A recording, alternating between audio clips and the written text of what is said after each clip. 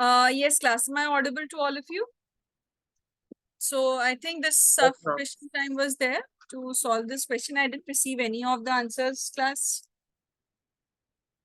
See, this says a magnetized needle of magnetic induction is given, magnetic moment is 4.8 into 10 to the power minus 2. So this means this is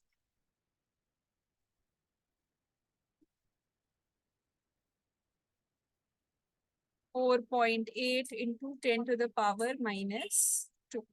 Okay. This much joules per Tesla. This is placed at 30 degrees with the direction of uniform magnetic field of magnitude 3 into 10 to the power minus 2. Means this is simple magnetic field.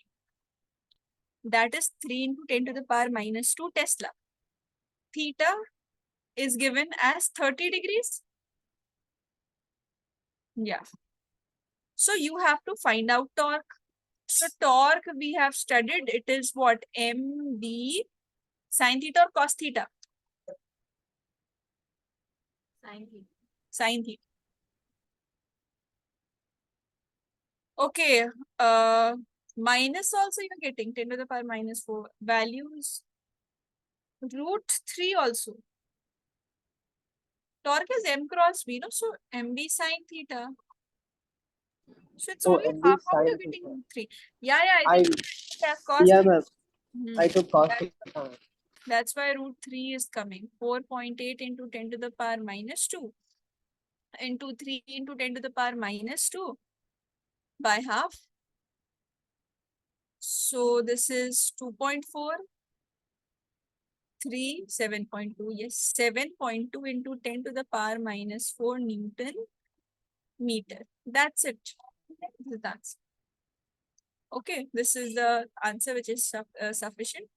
Now, there is one more question. This you will note it down as a homework. Okay, this I'll not be discussing right now. But first, write it. Then I'll discuss it. I'll discuss some other thing. I'll give you time to copy.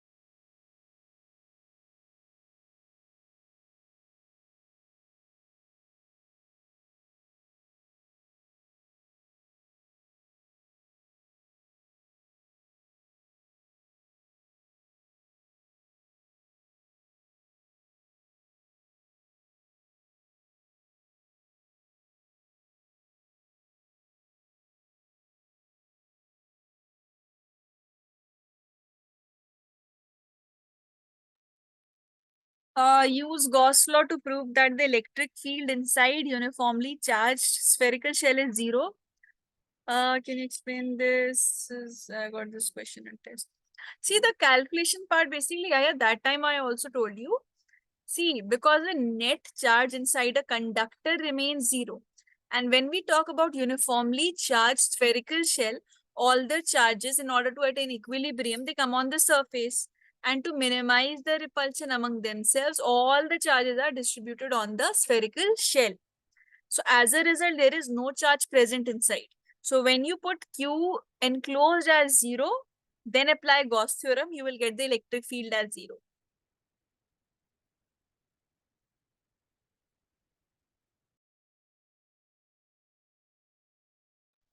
Okay, ma'am. Thank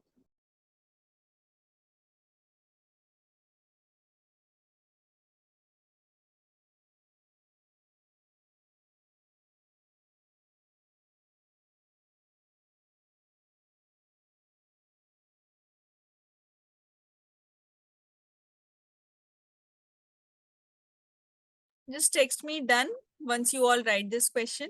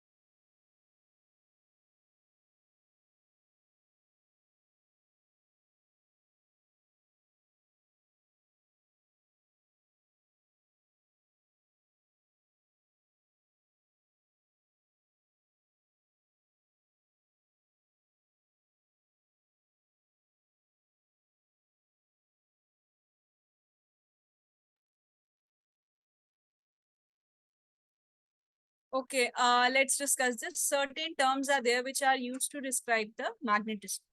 Now, what is the magnetizing field? Magnetizing field, there are many terms which are going to come. Magnetizing field, magnetic induction, and magnetic field intensity.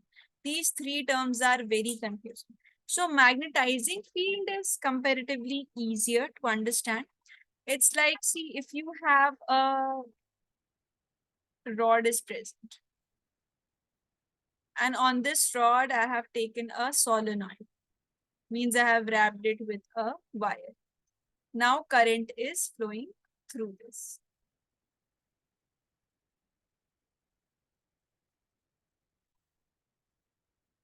Current is flowing through this. So there is a field generated around itself, which is called the magnetizing field. And we use our simple formula B is equal to mu naught Ni, no difference. So that is the magnetizing field, means the area which is present. Okay. Now, when we talking about the magnetic induction, it is the number of field lines, not the area. Okay. Area, confined area, that was called as the magnetizing field. Now we are talking about the magnetic induction. Magnetic induction means total number of field lines which are crossing. Suppose, let's again take this. So total number of magnetic field lines of force crossing per unit area normally is called the magnetic induction. Now these lines of force, and these are magnetic field lines, and all of these are crossing and making an angle of 90° with the surface. So this is simply magnetic induction. And last term is magnetic field intensity. Magnetic field intensity, basically it's represented by the symbol H, and we say it is number, it's basically the current. The ability to magnetize is called magnetic field intensity. How much intensity do you have in yourself to magnetize or influence a substance? That is called as a magnetic field intensity. Okay. Now, when we talk about the magnetic field intensity, symbol is H. All of these are very confusing, all these three, because you will get the term and you will be confused because the terms actually are misnomers. When you look at the term, when you hear the term, you think the meaning is something else. Like magnetic field intensity appears to be the intensity, the strength of a magnetic field. But when you see the definition, when you go by the definition, then you realize that it's not the magnetic field's intensity. Intensity is different. It's actually the strength, right? So that's why these terms are different. Magnetizing field is okay, fine. Magnetizing field is fine. But the previous term which we had seen, this one, magnetic induction. Magnetic induction seems as if it is inducing some material, charges are moving, positive, negative, or north, south, something related to that. But here also magnetic induction doesn't mean that. That's why all these terms are difficult. Otherwise, they have the meanings very simple once you understand them. So you just have to be very clear about the headings. So H, which is the representation of the magnetic field intensity. So ampere turns following flowing around the unit length of solenoid. That is what is the, basically I is what, I is the total current which is flowing, and is the number of turnings of the copper wire which is present on the iron core surface. So that's why the magnetic field intensity is N into I. Why? If you just take I, that will be for one circular portion. But since it is spread throughout the soft iron core, that's why we have to multiply it with N. And then you can use further B is equal to mu naught Ni divided, take the ratio of both of them. So H by B, let's take. So this is Ni divided by mu naught Ni. So Ni will be cancelled. So from here you have the formula, that is B divided by mu naught will give you the magnetic field intensity. Okay, that will be the magnetic field intensity. Then you have intensity of magnetization. So it's basically the magnetic moment which you have studied per unit volume. So again, see, I've told you all these are misnomers. When you see the term, their meanings are different. Intensity of magnetization is something else. Magnetic intensity induction is something else. And both are not depicting the inducing capacity. Intensity of magnetization, magnetic field intensity, magnetic induction, and magnetizing field. All the four terms are completely different. So magnetic moment means the current which is flowing per unit area. So IA, and now for number of turns we write NIA. That was the magnetic moment per unit volume. For a unit volume means in 1 meter cube, if you check how much magnetic moment is present, that is called as the intensity of magnetization. Magnetic moment per unit volume. Per unit volume means in 1 meter cube, if you see how much magnetic moment is being possessed. So due to the iron core or whatever is inducing it, that is known as the intensity of magnetization. So M here, M is the magnetic moment. This M here, it's the magnetic moment. And volume, this V is the volume. Now, one more thing here. Magnetization represents the pole strength. When we're talking about the magnetization, it actually represents the pole strength. Magnetization, it represents the pole strength. Now see, there's a little bit of calculation here when we are talking about the magnetic field. So magnetic field is due to the intensity of magnetization as well as magnetic field intensity, total magnetic field when we're talking about. So this has the formula mu naught into M, means multiplied with magnetic moment. And this we have just now seen mu naught into H, that is intensity of magnetic field intensity. So if you take mu naught common, this will be M plus H. So this is the formula of magnetic. Write it till here, understand these four terms first: magnetizing field, magnetic field induction, magnetic field intensity, and intensity of magnetization. Then these terms you will see. Write it from here. That question you all have written, start writing from here.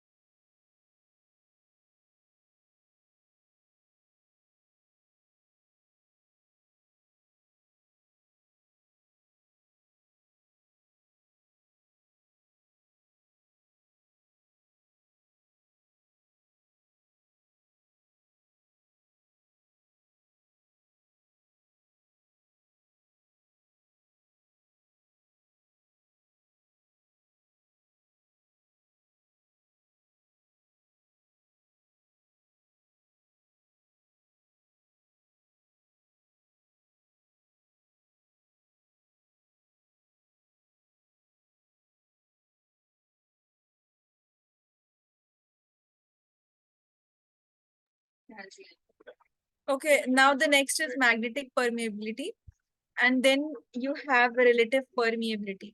So, what is magnetic permeability? This we have already discussed. You know, this is symbol mu naught, which is equal to what is the value? 4 pi into 10 to the power minus 7. So the same magnetic permeability that tells us how the material is dependent upon the values of magnetic field, that is the same magnetic permeability which we have been studying already. So magnetic permeability, you know that it firstly depends upon the nature of material.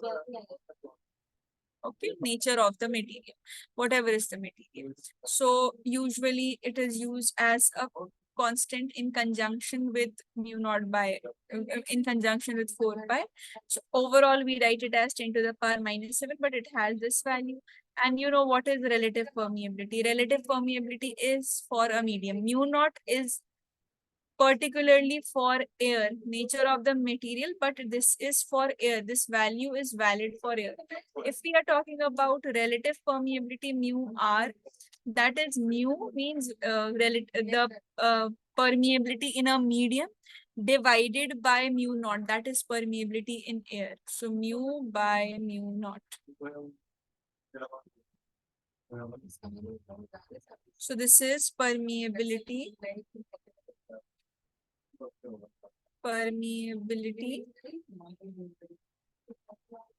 in a medium, and this is permeability in air.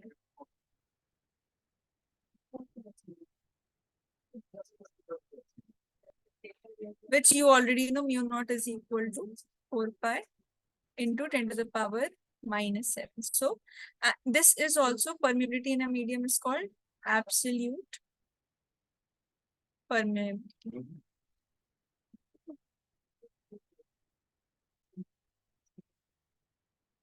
Permeability, absolute permeability.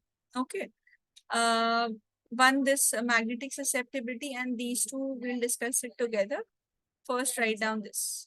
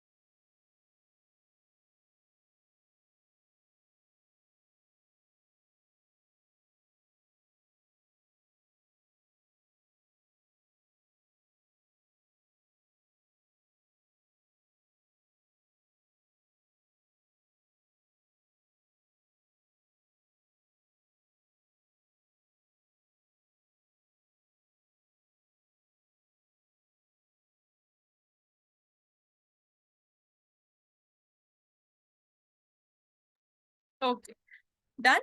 Now the last terms.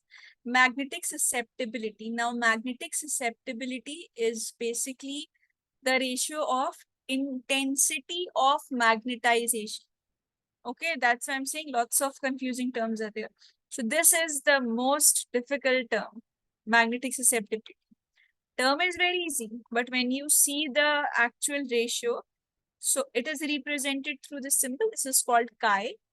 So chi m represents the magnetic susceptibility, but it's actually the ratio of intensity of magnetization to the magnetic field intensity. So you should be very clear about the definitions. What is magnetic field intensity? What is intensity of magnetization? And they both aren't representing the intensity. So that's why these terms, and I'm taking a lot of time in these terms especially. So what is this? Intensity of magnetization by magnetic field intensity. That's right.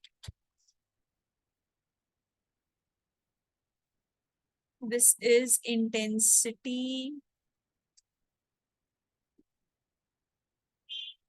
of magnetization by magnetic field, magnetizing field intensity.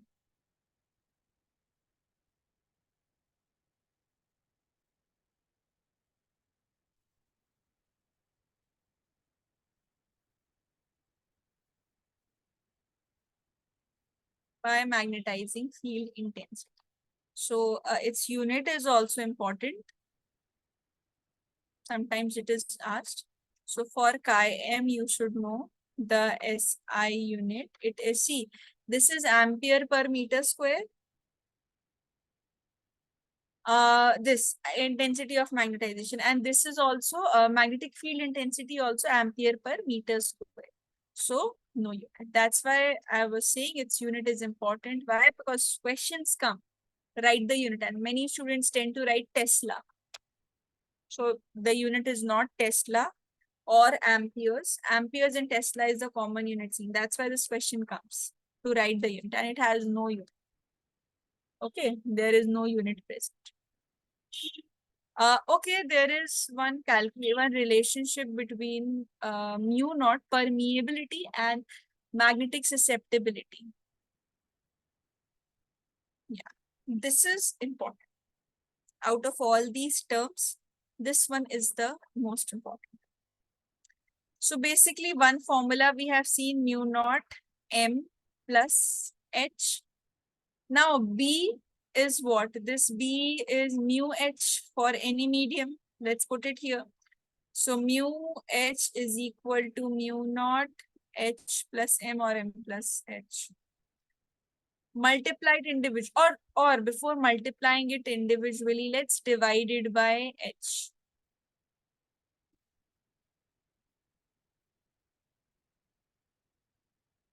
Divide it means this by h. So this is mu h is equal to mu naught h plus m. So this will be by h. This will be by h. This will also be by h, right? So h cancels here, h cancels here, we are left. So what are we left with? See, from here mu is left.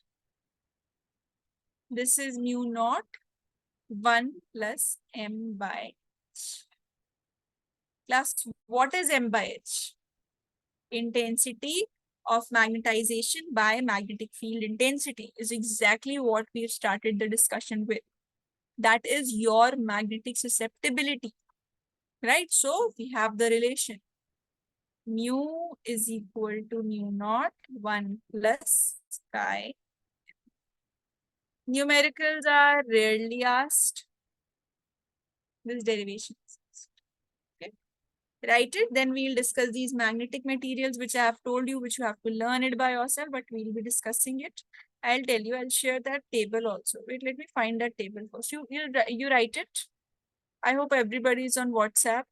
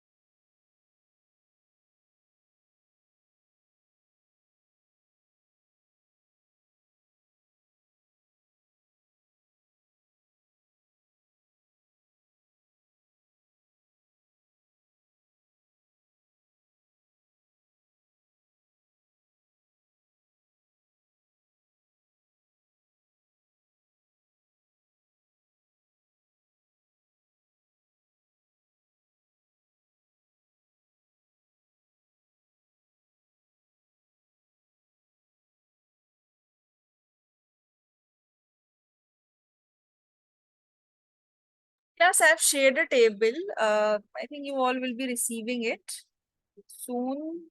Once I have shared it with the Learnivio's number. So let them forward you all. I think they must be having the number of every student. There's a table, and that table is sufficient. Just have a look at that table, rote learn it, रट्टा मारो, जैसे भी याद करना है करो, but उसको अच्छे से याद कर लो. That table. Okay, that table is very important. और boring भी बहुत ज़्यादा है. It's actually boring. So you have to learn it by yourself. And then I'll discuss it right now. I'll discuss it, but let me just tell them to share it with you all right now.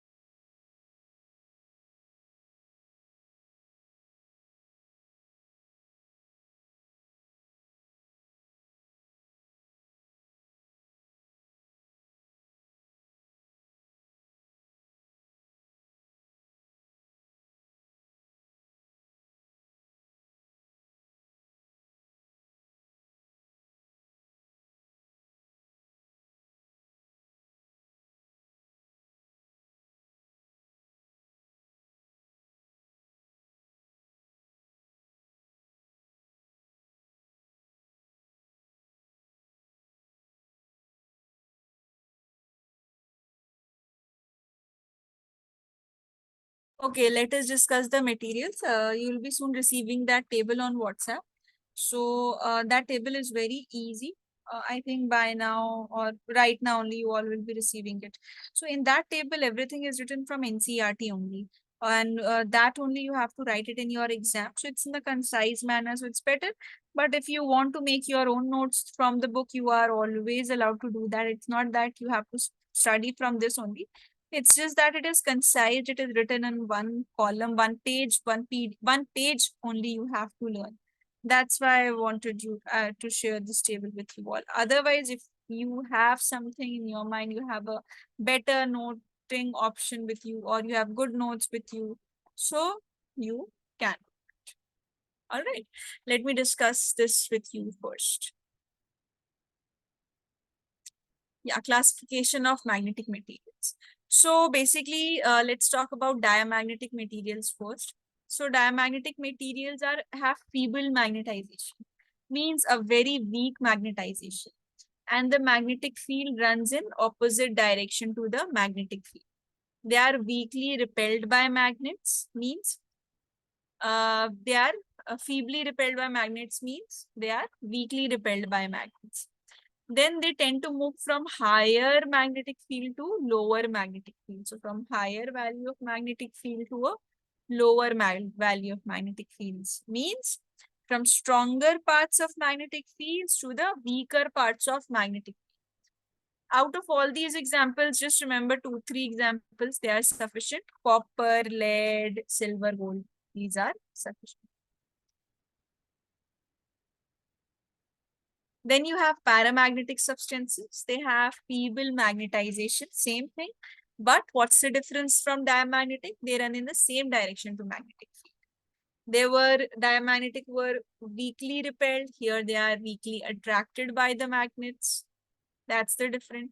And they also tend to move from weaker to stronger parts like the ferromagnetic, which we'll see later. So these examples, sodium chloride, copper chloride, aluminium, manganese, chromium, these are sufficient examples. Lastly, we have the ferromagnetic substance. So it has a stronger magnetization. So this is the main difference point. Same direction is same, but the difference point is that it has a stronger magnetization. Then they are strongly attracted by magnets. All of these were weakly attracted by magnets. These are strongly attracted by magnets. This point is exactly the same. It tends to move from weaker to stronger paths. Examples: best alloys, aluminium, nickel, cobalt, iron, cobalt, nickel. These are sufficient. So this you have to learn it. I cannot explain many things here. If you want to ask something from this, you are free to ask if you want to. But it's just that this is completely theoretical portion where there aren't any arguments regarding this. So this is the entire table. Please note this down.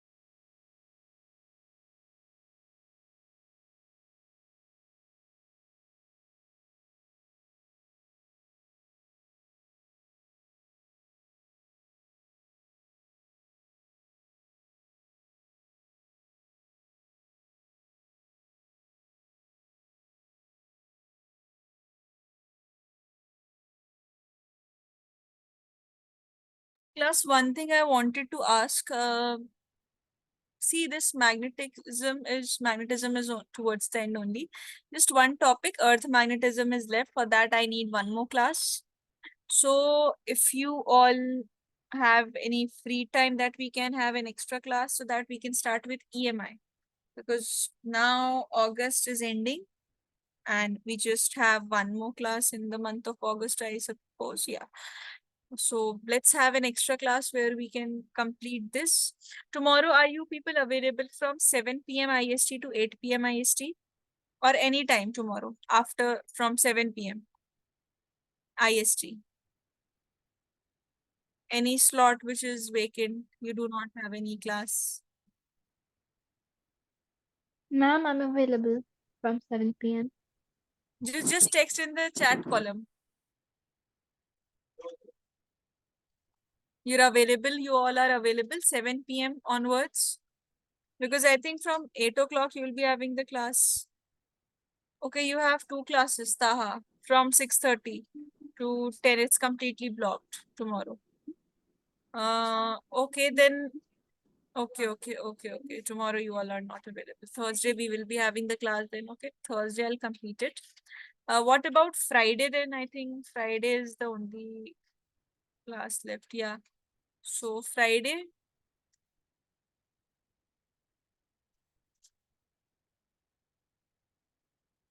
Friday you all are available? Taha says yes. Other students?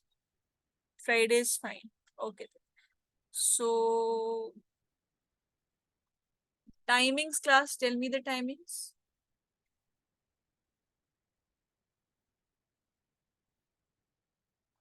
Which timings do you prefer for Friday? 7 IST, fine. Can it be a bit early? Early than 6:30, Rishita? 6:30 Yes, IST. ma'am. Okay, 6:30 IST. We'll have a long class on Friday so that a major portion of EMI is come. No, not 6:30, yeah. So 7 p.m. IST. Which timing? Say, yeah, tell me the timings. From 6:30 onwards, say, because before that I am not available. I can take the classes from 6:30 onwards. So 6:30 to, you can say, any time. I was thinking that one class, okay, on Thursday we'll have where we'll complete this chapter. On Friday, we'll have an extra class where a major portion of EMI will be done. 2 hour class we'll have where we can take a 10 minutes break after 1 hour. So that Tuesday, Thursday, by the next week, EMI will also be done. Because EMI is a very short chapter like this chapter. Then we can focus on AC. It's a little difficult. Yes, Yaya, you have said no. Timing, suggest the timings. Everybody is waiting.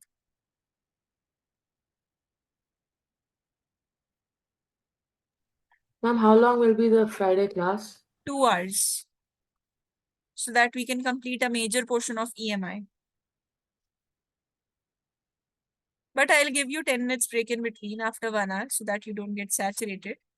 But I want the timings.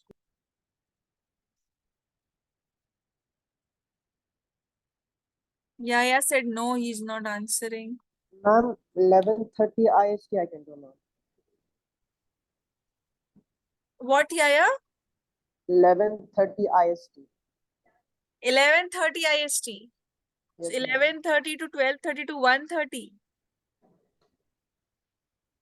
Yes, ma'am. Yaya, 11:30 IST. It's so late. The Ma'am, classes before that I have official a class, timings ma'am. are till 10:30. Before that I have a class, ma'am. On Friday, you have a class. On Friday, no, ma'am. Saturday I have a class. So I'm talking about Friday. Friday class. Oh, Friday, an Friday extra I'm free, class. ma'am.